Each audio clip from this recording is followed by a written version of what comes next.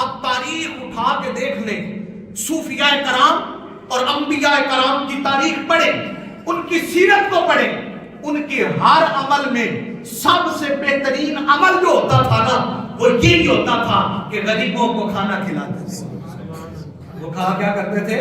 بولے نا ہو کی گل کر چکی نا، غریبوں کو کھانا کھلاتے تھے۔ اب ہمارے ہاں دور کیسا آ گیا، ہم پوچھ کے روٹی پکاتے ہیں، آپ نے کتنی کھانی ہے جی، آپ نے کتنی کھانی ہے، آپ نے کتنی کھانی ہے۔ اس گنتی نے نا وہ اس سے برکت اٹھا دی ہے، اس گنتی نے آپ کے گھر سے برکت ختم کر دی ہے۔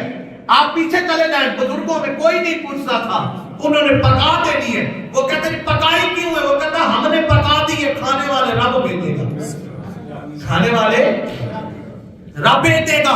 وہاں گنتی نہیں تھی، اب گنتی ہے تو پوری نہیں پڑتی۔